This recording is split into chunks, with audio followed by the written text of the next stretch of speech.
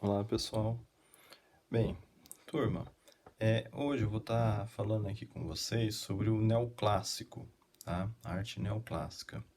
Então, assim, eu vou comentar um pouquinho com vocês sobre o movimento, vou mostrar alguns artistas, tá? Esses artistas que eu vou estar falando aqui com vocês são alguns do movimento, tá? E também vou falar alguns pontos principais da característica do movimento, tá? Bem, aqui eu já tenho uma imagem, né, sobre o movimento. Vou estar colocando aqui.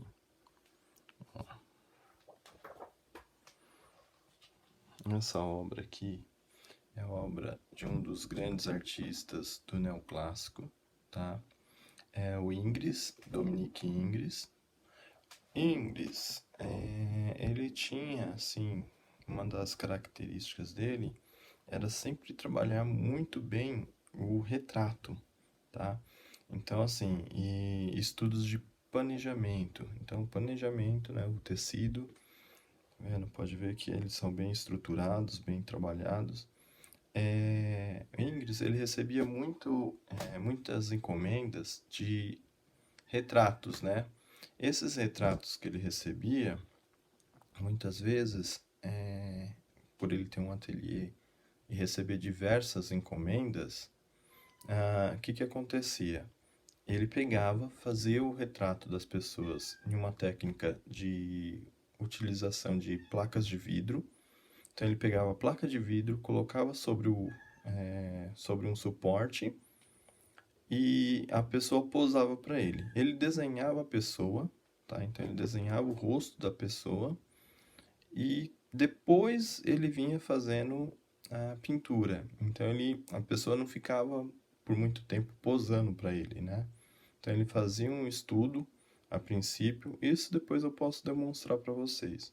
Fazia um estudo a princípio da pessoa, esse estudo ele levava para o ateliê dele, ficava lá no ateliê, e aí ele ia executando outros trabalhos também, tá? Então ele recebia diversas encomendas, ele fazia isso. Aqui eu vou ter uma outra imagem que eu vou conseguir mostrar isso melhor para vocês.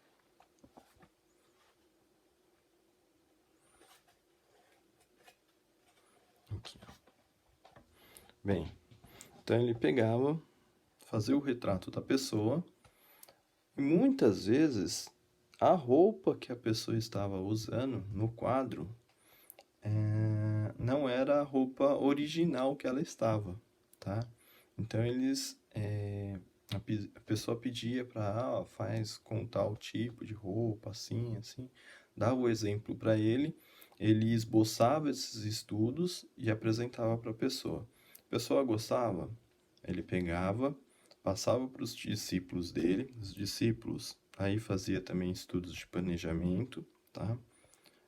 E muitas vezes, pela quantidade de trabalhos que ele recebia, ele se preocupava com a ideia do retrato, né? Então, ele fazia mais o retrato da pessoa e os discípulos a parte de planejamento. Não que ele não fizesse, ele fazia também. Só que ele dava ênfase no retrato das pessoas, o Ingres, tá? Coisas que o neoclássico vai fazer é o que? Resgatar a ideia de princípios que estavam sendo esquecidos, tá? Então, por exemplo, que princípios estavam sendo esquecidos pela modernidade da época? Era a utilização da perspectiva, princípio que tinha surgido na Renascença, tá? Então, essa ideia de... Deixa eu pegar a imagem aqui essa mesma imagem. Aqui. Esse princípio da perspectiva que tinha surgido na Renascença está presente aqui, ó. Se eu pegar aqui no chão, aqui, ó, ela leva para um ponto de fuga, tá? Essa aqui é uma perspectiva cônica, tá? Que provavelmente os pontos estão levando aqui próximo à mão, né? Junto com as espadas, tá? que acontece? A imagem, ela retrata também a questão assim, o princípio do neoclássico. Ele resgata o princípio da perspectiva cônica, princípios da Renascença e também princípios gregos romanos, né? Então, o neoclássico em si, ele vai fazer o que? Ele vai resgatar princípios, tá? É como se tivesse esquecido, a população tivesse deixado aquilo para trás e sentisse a necessidade de resgatar algumas coisas que estavam esquecidas, que tinham dado certo, tá? Então, o movimento ele acaba fazendo isso. Porque também tinha algumas coisas relacionadas ao Rococó, que o Rococó era um movimento que visava muito a questão da burguesia, da nobreza, e deixava de lado alguns princípios, né? E, e aí eles procuram resgatar esses princípios, né? Em suas obras.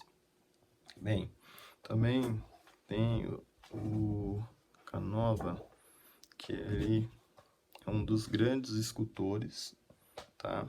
Antônio Canova. E assim, esse escultor ele vai trazer em suas obras princípios da arte grega, tá? Então, a ideia da estrutura, se vê muitas colunas de características que seriam gregas, né? Porém, a partes dele vai ter uma estrutura diferenciada, né, dessas colunas que leva para o neoclássico, tá? Mas aqui na escultura eu tenho aqui, por exemplo, essa ideia de estar utilizando o mármore, né, fazendo um estudo com uma base, tá? E o movimento da peça. Então toda a escultura ela está com um movimento de construção dela, tá? Então eu tenho aqui uma parte de apoio, o eixo de equilíbrio, que o peso todo está nessa perna, então por isso ele cria uma outra sustentação para a escultura, tá? E isso é uma coisa que eles resgataram, né? Porque estava deixando de lado essa ideia de estar trabalhando com, mostrando alguns princípios, né? Tá, pessoal? Agora, assim, por esse momento eu vou estar mostrando isso. Na live eu vou estar falando um pouco mais, tá? Sobre o neoclássico com vocês. E eu acho que é só hoje, beleza? Então, até a próxima.